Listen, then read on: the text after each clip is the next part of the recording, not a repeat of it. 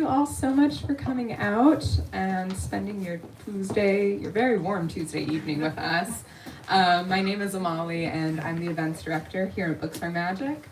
We are so excited to have Yiyun Lee and David Means with us tonight to celebrate the launch of Yiyun's newest short story collection, Wednesday's Child. Of course, before we get into all of that, I just have a few logistics to point out for how tonight's event is going to go. First off, we will be doing a hand-raised audience Q&A towards the end of the discussion, so please start thinking of questions to ask and hold on to them. After the talk tonight, Yiyun will be around to sign and personalize your books at the alcove next to where you checked in. We'll let you know where and when to start lining up for that. And lastly, if you're joining us virtually on the YouTube live stream, we would love to encourage you to buy a copy of Wednesday's Child online using the link in the live stream description. All right, let's get into this. This collection is full of wives and mothers, children and siblings, lovers and loners, each reflecting on how they must survive through circumstances of grief and loss, whether it's the loss of a child by suicide or the loss of a classmate's friendship upon the shocking discovery that he's a Republican. These stories dwell in gorgeous, emotional melancholy, all at once tender and abrupt, hilarious and horrifying, and we can't wait to hear two masters of the short story discuss them with us tonight. Yiyun Lee is the author of several works of fiction: Must I Go, Where Reasons End, Kinder Than Solitude, 1,000 Years of Good Prayers, The Vagrants, and Gold Boy, Emerald Girl, and the memoir, Dear Friend, From My Life, I Write to You in Your Life. She is the recipient of many awards, including the PEN Faulkner Award, the PEN Hemingway Award, the PEN Gene Stein Award, Book Award, a MacArthur Fellowship, and a Wyndham Campbell Prize. Her work has also appeared in The New Yorker, A Public Space, The Best American Short Stories, and the PEN O. Henry Prize Stories, among other publications. She teaches at Princeton University. As I mentioned earlier, David Means joins Yiyun in conversation tonight. David is the author of several short story collections, including Two Nurses Smoking, Instructions for a Funeral, The Spot, Assorted Fire Events, which was the winner of the Los Angeles Times Book Prize for Fiction, and The Secret Goldfish, and of the novel Hystopia, which was longlisted for the Man Booker Prize. His stories have appeared in The New Yorker, Harper's Magazine, the O. Henry Prize Stories, and other publications. David lives in Nyack, New York, and teaches at Vassar College. Okay, that's all from me. Without any further delay, please join me in giving Yiyun and David a very warm welcome.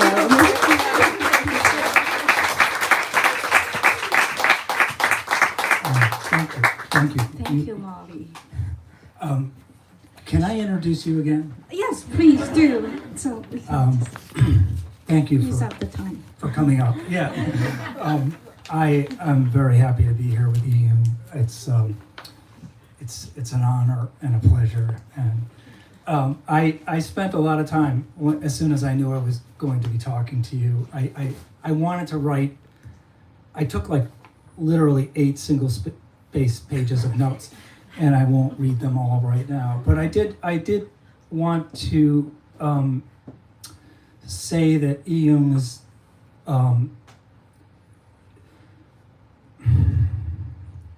not just an incredible fiction writer, nonfiction writer, but that she's truly one of the great American artists of our time. Yiyun came to the United States. I think you were a microbiology major? Immunology. Immunology. Yes, yeah, it's close. And, immediately began to write fiction in English, much to some ridicule from others. And this switching to, I guess not switching to English, but writing in English, I think has allowed her work to probe the language in a way that other writers have not probed the language. I'm just paraphrasing a much more eloquent, complicated paragraph that I wrote. There's something magical about her scrutiny of things from her extremely unique vantage point. She's not an outsider but like all short story writers, she's actually a deep insider. She's been compared to William Trevor, who I think somebody called the master of solitude. But when I was reading that, I thought, we're all masters of solitude. And all the story does is capture those moments in our lives when we are in that solitary space between life and death. Now I'm really just riffing here. But in this incredible story collection, I mean, this, you have to buy this collection. It's a masterpiece. And, you know, I'm reading it as a story writer myself, and I'm like, I really want, all the questions I really want to ask tonight are about process and how you do it. But one thing that happens in her work is that, I hate to use the word wisdom, but they come up with these profound moments of acute wisdom, deep. They also probe that, again, that line between life and death, and how, I think it's in one of your stories, maybe it's in the Book of Goose, we're all just a few breaths away. It doesn't take much to go from life to death. And by the way, the Book of Goose is an incredible book too. You should buy that tonight at the same time. Also, I wanted to say that Yiyun is, I wrote that she's funny. She's really fucking funny. And I thought, I don't know why, but Lenny Bruce came to mind. And I think it's because I was like thinking about language, and maybe George Carlin too, how those comedians used to take language apart, put it under scrutiny. And I want to just read you the part that I thought made me think of Lenny Bruce. I have no idea. I don't even think I've really seen Lenny Bruce, except on Mrs. Maisel or something. But I still feel like maybe I'm right. In A Flawless Silence, Min, the character, thinks motherhood was like one of those contracts that were automatically renewed. As long as you did nothing, a charge would show up on your credit card. See, I think that's funny. What's wrong, though, with letting the automatic take over one's life? I thought, wow, that's wisdom. That's so true. And a lot of these stories are about parenthood, but not just parenthood at the deep level. The complexity of it, the enigma of it, the fact that there is no answer. I don't know how many people out here are parents, but anyway, I'm gonna hurry here. So there was one other part, let's see. Well, we'll get to that, I think. There's a lot of other funny moments that I wanna quote, but I'm gonna get right to the conversation. And I also just wanna reiterate that Yiyun is,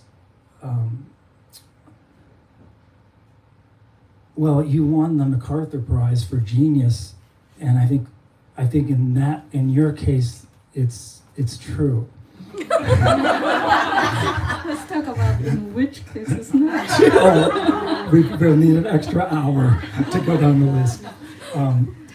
So let's start. You're going to do a little reading, I think. I thought maybe I'll just do maybe a couple minutes of reading, and I thought I may just read to you a few endings of the stories, because these are all very long stories, and so maybe if I can just read the endings, you can hear just a couple endings. And I did record my audiobook, so in case you want to hear me read for 7 hours. This is the ending of Wednesday's Child. Sorry, I'm holding the UK cover only because I don't have the American ARC. Not all things, Rosalie thought, can be swiftly wiped away. Mothers rarely murder their own children. More often, they are vandals, writing out messages in ink, both visible and invisible, which can never be entirely erased. Rosalie's mother, not long after her final decline, had stated her verdict on Marcy's death. "I call it karma," she said to Rosalie. What she meant was that because Rosalie had refused to love her own mother wholeheartedly, it was a fitting punishment for Rosalie to lose a child and feel the greater pain of a more absolute abandonment. Rosalie had not replied. Since Marthy's death, she had been anticipating such a remark. Her mother could have surprised Rosalie and carried her verdict to her grave. But like many people, she could not resist the urge to inflict pain where pain could be felt, to cause wreckage when anything wreckable was within reach. But now, on this Wednesday, the recollection of her mother's verdict did not arouse any acute feelings in Rosalie. She was on her way to Brussels and later to Ypres. It was a sad thing that Rosalie's mother, who had loved her, had loved only with cruelty. But at least Rosalie could take solace in the fact that her love for Marcy had been kinder, and that she had never demanded that Marcy repay her with love or with kindness. Thank you. I think I'm going to read. Yes. Another ending. It's about motherhood. She was crying as uncharacteristic of her now as her weeping over a baby's knees had been. It was the past brought into focus, with the future that was always there, taunting them, eluding them. She remembered Ella's winter concert in kindergarten.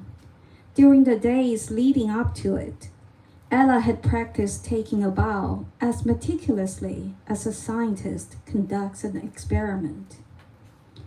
The music teacher had taught the children to bend at the waist, look at their toes, and say in their quietest voice, "Hello, shoes. Goodbye, shoes," before straightening up. "I always thought she was a genius teacher," Nina said after telling Katie the story. "Hello, sadness. Goodbye, sadness," Katie said, handing Nina the box of Kleenex.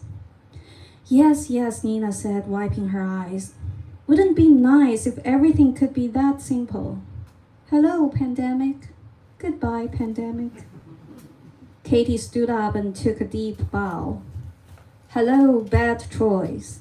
Goodbye, bad choice," she said, with the confidence of a good actor, knowing that the next moment the curtain would fall and she would be free to think about her real life elsewhere. Just going to read one more ending, which is the last story of the collection. Apparently they are all about parenting.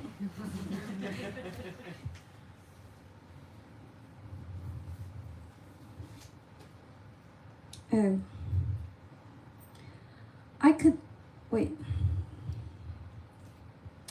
During those years, when my children were in preschool, at the beginning of each semester, we were asked to send a care package that was to be kept at the school in case of a catastrophic earthquake. This is very California.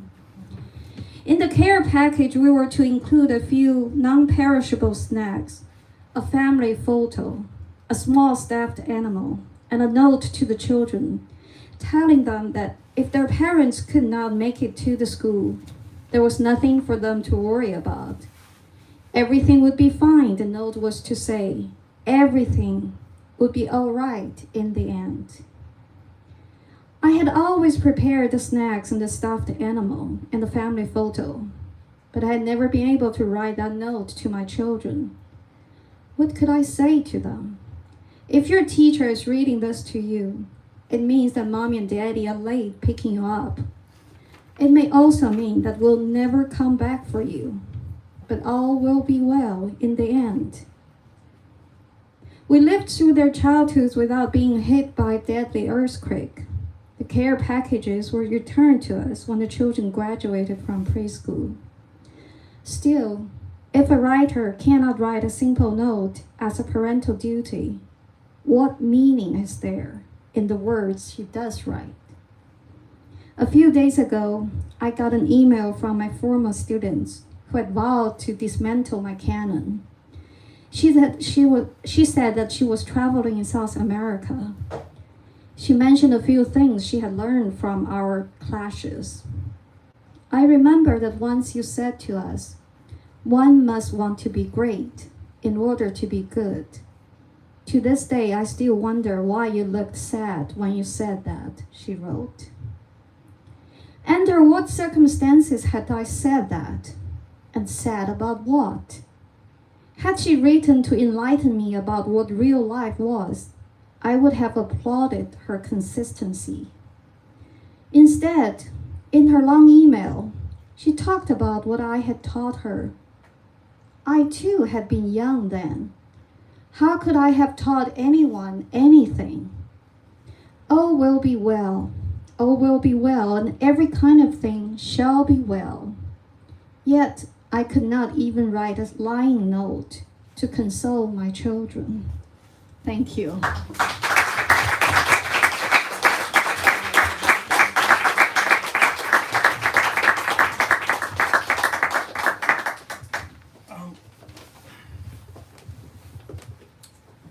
What do you want to talk about?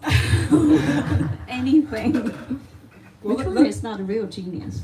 Who is not a real genius? I can name a few people.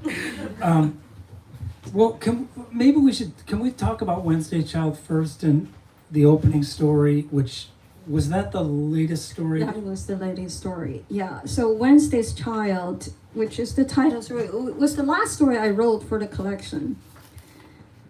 And it's about a woman, having lost a child, traveling in Europe by herself during the pandemic. Where did that story come from? I don't know. It's life bleeding into stories. I feel like the longer we live, the more life bleeds into stories. Yeah, it's an incredible story, and maybe I'm wrong, maybe I'm projecting. It felt like you changed your style, isn't the word, but you let yourself loose into this sound, into this form. It's not as, there's a lot of interior, well, we're going to go off in a bunch of technical stuff here, but there's a lot of interior monologue, interior thought. In a way, it's not omniscient. And I read somewhere, you said something in one of your nonfiction books about omniscient narrative. Maybe it was in your novel, the last novel, where you're arguing about omniscience. But in this story, there's a sense of journey and traveling that appears. I was sort of trying to figure out how you landed on that. Right. Well, it's going back to remember how you wrote the story. Well, I think I have to go further back on how I used to write a story. It's interesting you said, there's a transformation or a shift in me or in my form. Like sometimes we write a story, we think, oh, there's an interesting situation. I'm going to keep that situation in mind. I'm going to explore that situation. And I feel that's the sort of the first thought that would occur to us. And I think thoughts occur to us all the time. Sometimes they're interesting thoughts, sometimes they're cliche thoughts, and we think they're very refreshing for ourselves. Sometimes I say a cliche, I feel like I can move myself to tears with cliches. And I think a lot of stories can be written about the first layer of thoughts. And at this moment, I think the first thoughts are not interesting. The first thoughts are not fresh. And I have to go sort of battle those thoughts, argue with myself. What you said, interior dialogue, is maybe myself arguing with my thoughts and say, it's not enough to think about something. You have to think through. And I think my later stories, or most of my stories, I realized there's 14 years of stories here. I do think maybe I do a little bit of thinking through now than before. Does that answer your question? Yeah, and I want to make stress that I don't think the narrator is you, because people always do that to me, Right. And yeah, the narrator in this story doubles back and corrects herself, and is there's a quote here that imagination might be one of the most overrated words, or at least overused words. Imagined scenarios are no more than a mere litmus test of the imaginer's life. There's a lot of that going through all of your work, this testing of the imagination and how far it can go. And it's in all of your and your nonfiction too. Yeah, I think part of it is you want to see where the limit is, where your own limit is. I think maybe all my stories are just testing my own limits. Can I go further than that line? I remember years ago I was doing an independent study with a student about William Trevor. We talk about William Trevor a lot. And the student said something I thought was illuminating. He said, Trevor's story always ends a paragraph later than most people. And I thought that's a very apt conclusion about not stopping where you're supposed to stop, but stopping, just go further and see if you can push further. Which is the opposite of a lot of writing instruction, which is you got to cut it here, but you're saying you need to go further down the road a little bit. And not get that sort of epiphany moment that so many people are looking for. I always say epiphanies are cheap, dime a dozen epiphanies. No, I do think it's the pressure. I think it's the pressure you put on your own mind or your own thinking. Just put a lot of pressure and see where it goes. Yeah. There's, even though maybe the last few minutes make it sound like the book is all about parenting, it's really not. A lot of the characters are caregivers. A sheltered woman, she's a caregiver for babies, and she's like, I'm only going to go up this far, and then that's it. I'm out of here. And then they weave back to, in that case, it weaves back to her origin story, I guess you could call it somehow. How she gets into this psychological state. There are many of the stories that are, these people taking care of other people. And then there's also stories about, I guess, I don't know how to put it, genealogy versus family history versus fuck that. It's like there's an energy of like, how much do I have to remember? And I think there's in some of the time, and I forget where it is, maybe it's in the first story. It's in the first story. You're like, you say remembering is, what do you say? Do you remember what you said about remembering? I don't remember, but I do. It's in the book. But I do remember the narrator said, what if we don't have our genealogy? What if we create our own genealogy just by the books we read? Yeah. That's what she proposed. Your bloodline from your parents. Fuck it. We're just going to have. She outlines her genealogy with the books she's read. Yeah. And she shifts it so that she's. So there's a lot of that, and it's a good short story. This is like a cliche to even say, but I say it over and over again, doesn't answer any questions. It just exposes the deeper mystery of life. And so I want to come up with a question that you can answer.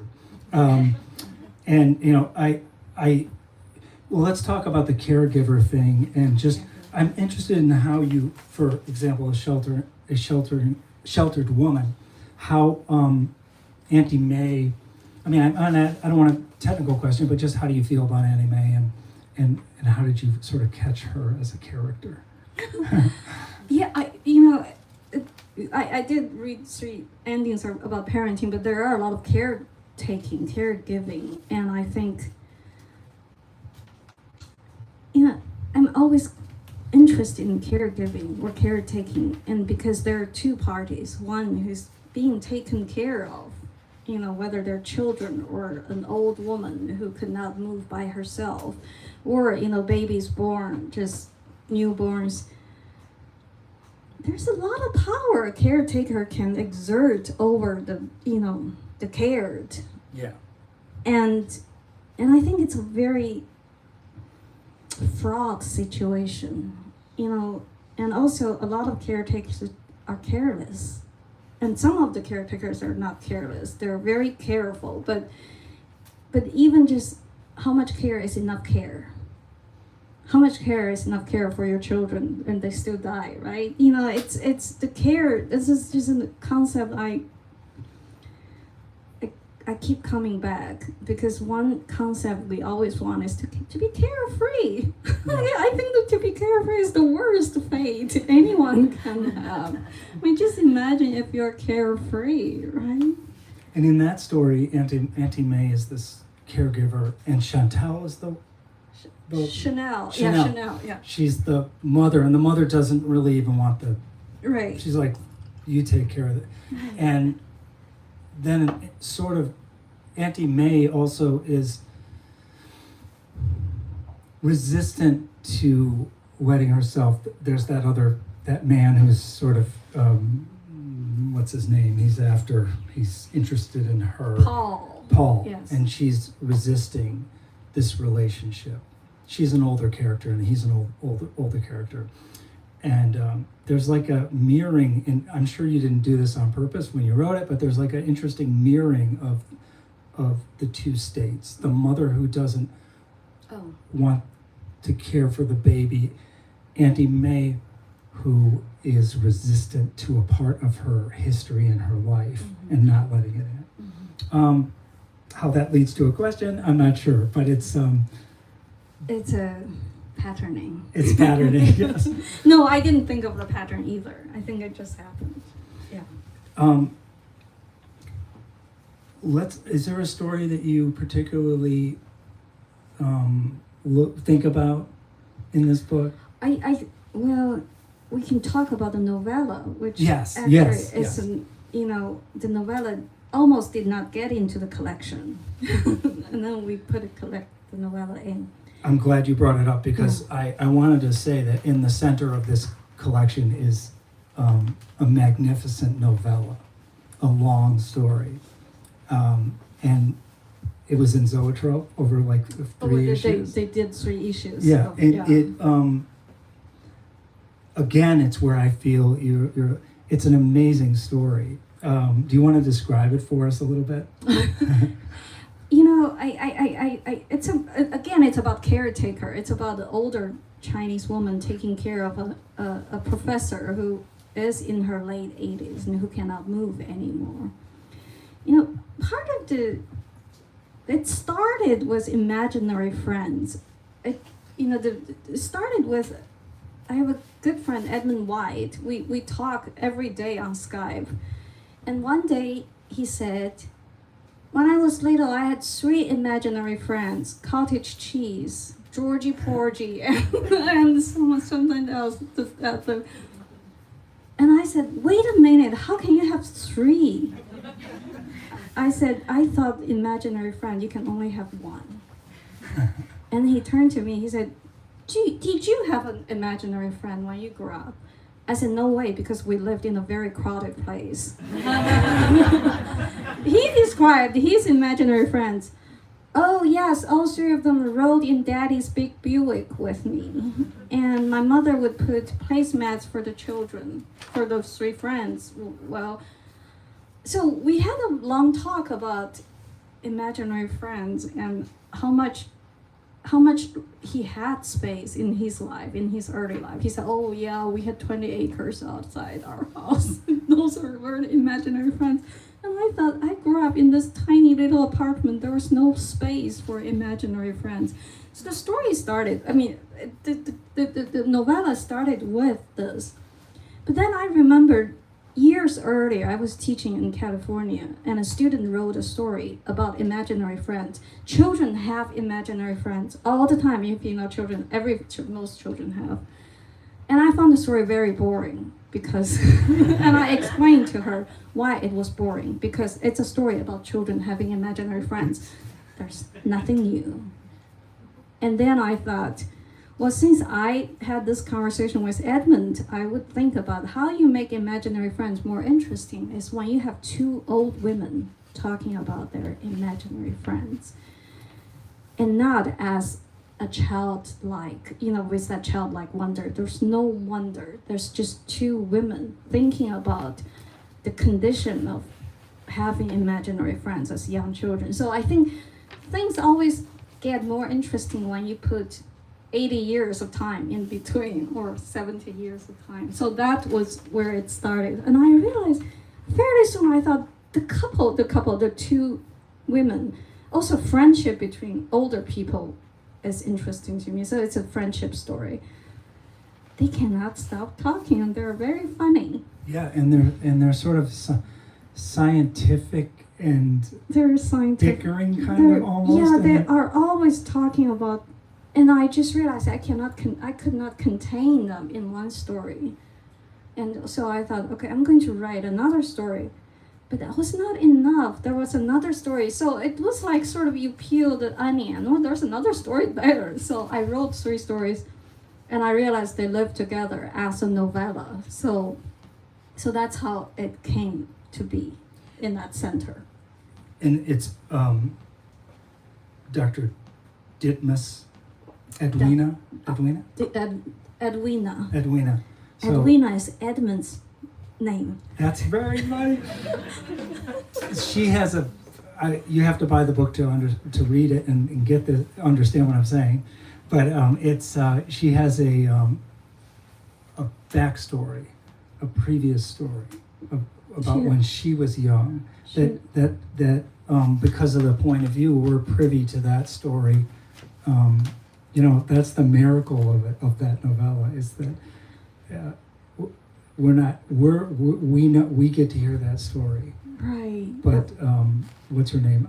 Ida? Ida. She doesn't. Yeah. Yeah, it's magnificent. It's just amazing. I'm glad you brought that up, because in my 8 pages of single-space notes, that was one of the things I said, that there's this amazing novella in the sort of in the middle of the book. And one thing I wanted to talk about William Trevor, because you knew William Trevor, and some of these stories I really love. I forget the name of the story. The one about she's alone and traveling. Yes. Yeah, and there's sort of a lot.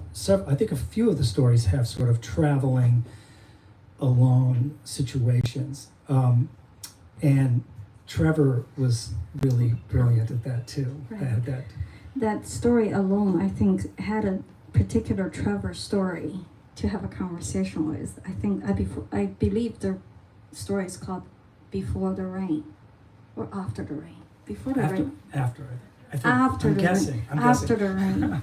And in Trevor's story, it was about a young woman traveling to Italy alone, and mostly just her alone in the landscape.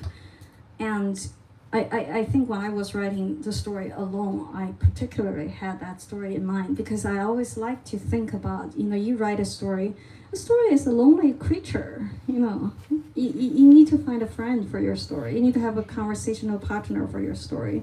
So most of my stories or books have conversational partners, friends. Yeah. And now I'm learning all the secrets of how to do. Is she's at the ski resort, Is that alone? That's alone. Alone, yeah, she said Sun Valley, I think. And yeah. meets, I forget his name, Fred? Walter. Walter. And I just have to call you out on this amazing moment in this story when she's up in her hotel room and Walter's down below. Walter's this slightly creepy old guy that she meets at the restaurant. He's not creepy, but she doesn't really want to like hang out with him. But he is down below and he's waving to her. And he's like, do you want to go get coffee or get something? And then the omniscient narrator, or, maybe it's a thought in her head, is like, when somebody calls you from down below, you kind of have to go. And I thought that's just amazing because it's so true. If somebody comes up to you and says, you want to go get coffee, you could just say, no, I got to. But if they're down below you, come down. It's such a beautiful story. So that makes sense. Trevor, yeah. Also, that actually I forgot that moment. She was up there and he was down there. It's the opening of a Graham Greene novel, right? The I want to say it's the novel set in Africa. Sorry, someone may be able to. Scobie was up there. Famous title. The Heart of the Matter. Thank you. I always like Graham Greene in his memoir. Said he had a whole novel mapped out. He couldn't start because Scobie was on the balcony. He said, if Scobie stayed on the balcony, it's one novel. If he came down, it's another novel, and he couldn't make up his mind. So I always remember that. Maybe I don't think I was thinking about Graham Greene when I was writing that moment because I forgot that moment.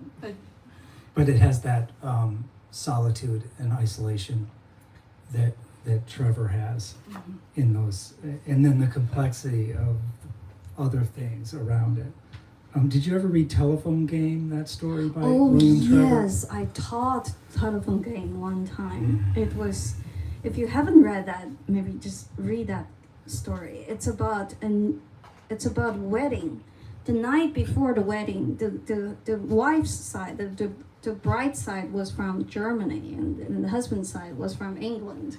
And all these English people got drunk, so they started to play a telephone game. The game was you call a random number and said, well, your water main was broken, you need to go and look up the thing. Of course they got an old woman who picked up the phone and said, but I cannot see, it's so dark, nobody's here, I don't have a... And then the English young man just said, oh, just go there, just get a flashlight. 2 hours of silence, and this marriage is never going to be happy, because on the other side of London, someone might be just falling to her death. Right, she goes up and gets trapped up there or something? Yeah. Okay. I think it's time we should open it up to some questions. we can talk about Trevor Pratt. Or Catherine Mansfield, another writer who we both adore. And if we even mention one of her stories, we'll probably start with Bliss, that story. Okay. Does anyone? Let's open it to questions for Yiyun. There. Hi. I have a process question for when you were saying that like the first set of thoughts that you have are not interesting, so you have to think through them. How is that happening? Like, so you're writing and you're having the thought in your head, and then you're like, wait, that thought's not in. Like, how do you prevent that from stopping you from thinking or writing? Is it like you write lots of stuff and then you edit it and cut it, or is it like something that's happening in your head, or it's happening in the form of your writing it? Right. Just asking for a friend. Asking for a friend. Thank you very much. Actually, I saw Cressida there, so I actually want to talk about editing and to answer your question, I believe. So the question is, how do you stop yourself from having the bad thoughts or not interesting thoughts?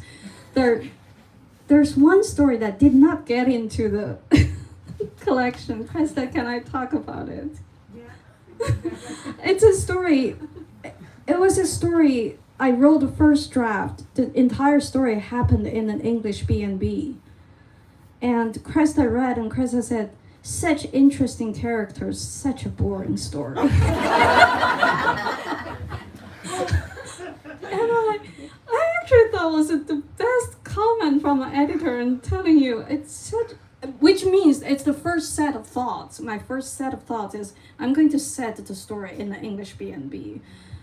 But then what happened with that story? Like you just didn't get through. No. And Cressida said, I said, how did you fix it? And Cressida said, get rid of the English B&B. And I was so shocked. And I thought, well, if you get rid of the English B&B, there's no story. The whole story happened. No, actually, the whole story did not happen there. The English B&B was just my first thought.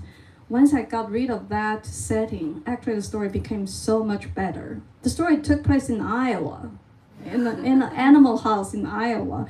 I just realized, so that's earlier on. I think that's one example. Generalize from that.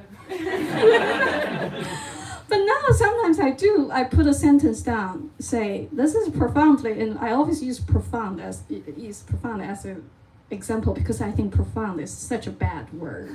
Nothing is profound when you say profound.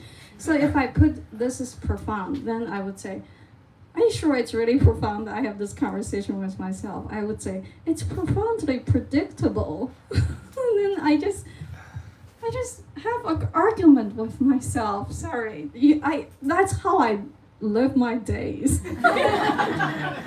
All arguments here. Not interesting, not interesting.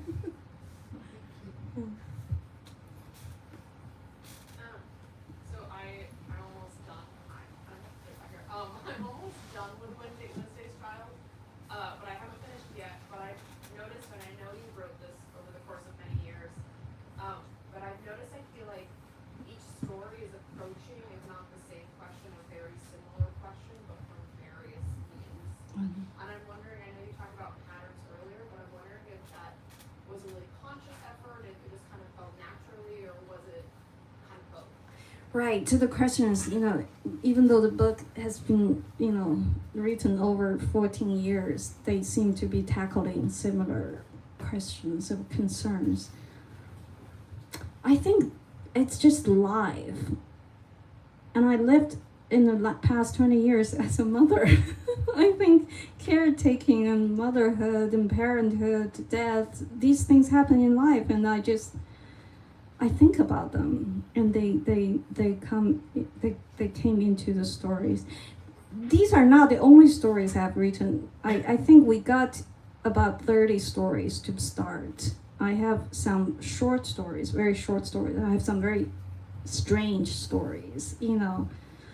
Richard II and Nick Bottom having a conversation. That's one of the stories. It just doesn't fit here. So I think once we whittled down to 11 stories, I realized they actually, I think thematically they have the caretaking. And the other thing is, I hate to say it's about parenting. It's actually a book also about children. I was doing an interview. I was very happy. The interviewer said, I think you have given all the children characters in this book dignity.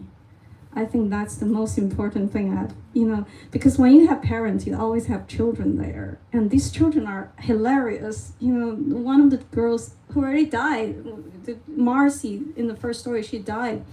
She said the best thing about how children are being treated by the adults, she said, the grown-ups treat us as poodles, not even standard poodle, but miniature poodle. And I just thought, I always like Marcy pointed out, we adults are such an idiot. We all are idiots. We treat children not very nicely and fairly. So I have a lot of thoughts about children. In one of the stories during the 2016 election, the mother said to the two girls, 8-year-old twins, and said, don't tell people your dad voted for Trump. And the girl said, are you kidding, Mom? We're not idiots. And I like those children's voice. Yeah, I'm sorry. But Kevin, in that story, Kevin, yeah. did tell the class that his parents voted for Trump. Kevin wrote to Mr. Trump and said, can you be as nice as, other people, so they don't yell at me for voting for you or something. Can you talk about your relationships with your characters, and how does your relationship with a character in a novel maybe differ than a character in a short story? Oh, that's a good question. So characters, my relationship with characters. Oh, I live for them. I think I'm their slave. I do slave for my characters. I slave a little longer for the novel characters. But I think, I am, how do I say it? I feel that I have a lot of respect for my characters, especially when they're stupid. And I don't laugh at them. I laugh with them, at myself. That's my entire relationship with my characters. So partly I think, I put up, if you know me in person, in real life, I'm not that patient with idiots. But in literature, I'm very accommodating. I love when people make bad choices. I'm sorry, I love when characters make bad choices. Yes. So for the opening reading, you picked a couple of endings to share. When I was a younger reader, I used to do the same. Whenever I open a book, I would flip to the last page to read the last sentence. But as I grew older, I got scared of, spoiling the ending for myself. So I wonder, why did you make that decision, to spoil the endings? Spoil the ending. Yes. Okay. To my decision to just read the endings, only because these endings are not going to spoil you the pleasure of reading, or I think the stories don't depend on the endings. So the endings really are not revealing any plot or things. But I like to think these stories, I've written them in the way that my student described how Trevor wrote. He wrote one paragraph further down the line. And I think I put a lot of thoughts in how to end these stories. Oftentimes I do think I have a thought, maybe Cressida and I had when we edit, someone said, you can cut the last paragraph. And I thought, in particular, I cannot cut that last paragraph because that's where my thinking is going, just one step further. So that's why I thought I want to read these endings. Thank you. Yes, Meg? Kind of related, but how did you think about the rhythm of the book? The rhythm of the collection, yeah. It turned out, one is I write short stories about the same length. They're more or less the same length. And I think when we put them together, mostly for me, it's, which story speaks to which. And also, you can't have two very sad stories next to each other. So you have to have there are funny moments. There are funny moments in every single story, I would say. But there are some stories are funnier. So I want to put them sort of just music. I think it's very hard to explain, right? It's all just music. Yeah. And the last story is very, very funny. The hair salon? The hair salon, yes. The Lily's dream. Lily's dream is to be in Hollywood. Yes. Hi, Yiyun. I cried when I read the story.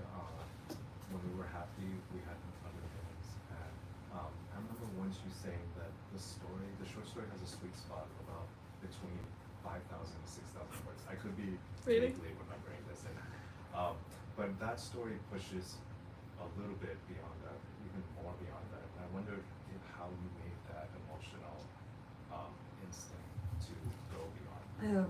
Anything. So William's question is, I did write a longer story than I said sweet. Anything I have said about writing stories, you should not believe me then. It all depends on each story, how they, I don't know, sometimes you can think, oh, this child is going to be a scientist or that child is going to be an artist. Children have their own minds. It's funny because we always ask children, what do you want to be when you grow up? We are expecting answers, and I remember I remember when my children were in preschool. I went into preschool. I asked child, "What do you want to be when you grow up?" And she said, "I want to be a toaster." And I think sometimes the stories are they just want to be toasters. No, it's very. So I think part of it is I don't limit myself. I guess I just follow the instinct at this moment. Yeah. We have time for about two more.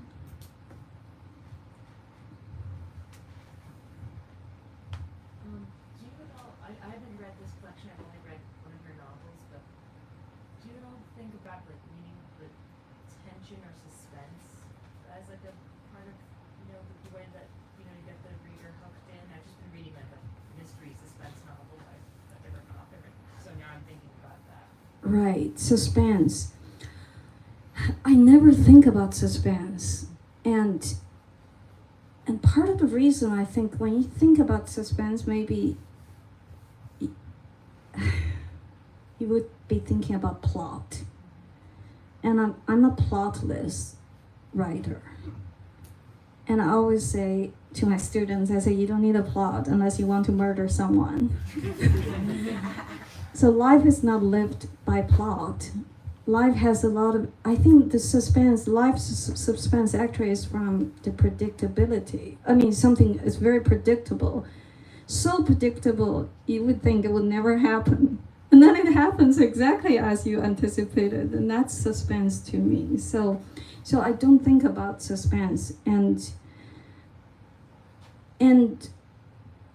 I think to engage the readers, one is to engage their attention to plot or to happenings. For me, is to engage their questioning mind. If my character is questioning her thought, my hope is a reader will questioning his or her thought and say, wait, I have the same thought. This doesn't make sense. I need to re-examine my own thought. So that's how I want to engage the readers. Yeah.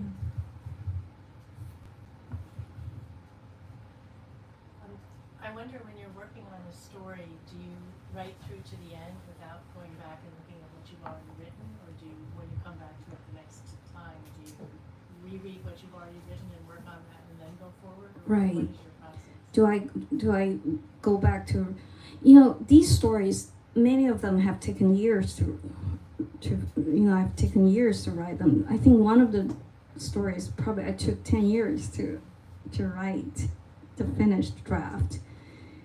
So oftentimes I had 1 page or 2 pages and it sits there forever and ever because I couldn't figure out what the story is about. I just like that situation, for instance. But then, once I get into it, I sort of just write to the end. I'm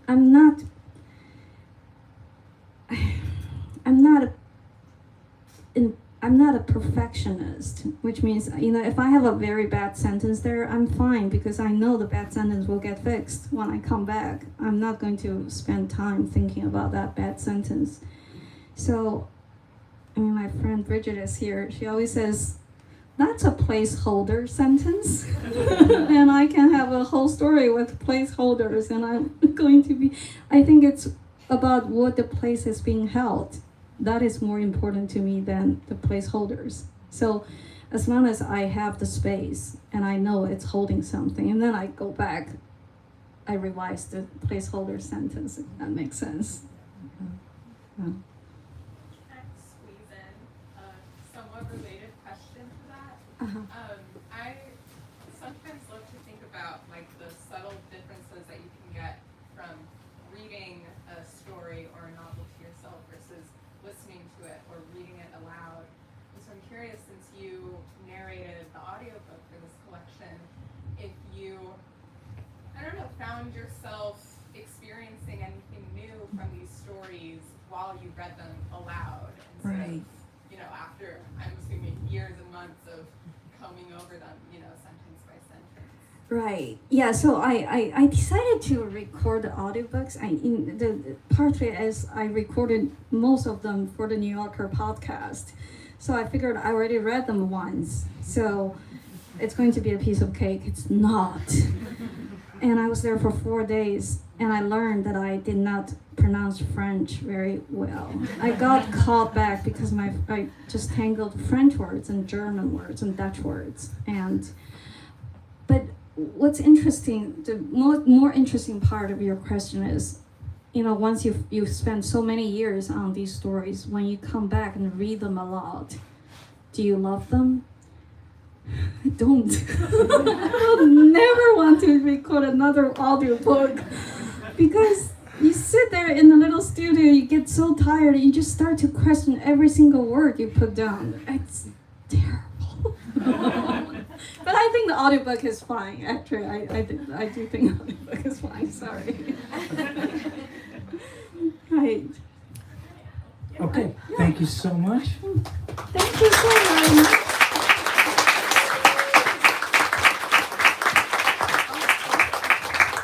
Thank you all again so much for coming out tonight. Thank you to everyone who asked questions. Thank you to David for moderating such a wonderful conversation. And of course, thank you to Yiyun for celebrating this launch with us. So just a few quick reminders before we wrap up. If you are still with us on the YouTube live stream, you can buy a copy of Wednesday's Child by clicking the link in the live stream description. For those of you with us in person tonight, I know many of you picked up a copy when you checked in, but if you didn't, we still have plenty available for purchase, along with the new paperback editions of the Book of Goose and the even newer paperback edition of Two Nurses Smoking, which I have to say, and the title story of that collection is probably one of my favorites of all time, so I definitely recommend checking that out. And the Book of Goose already got a shout out, and that one is fantastic as well. Yiyun will be around to sign and personalize your books, as I said earlier. That's going to be happening at our little table next to the register. My coworker Jenny is gesturing right now to where that is. So we ask that you all grab your personal belongings and line up down the center aisle and curve around to the wall. I think that's it. Let's give these two one last round of applause.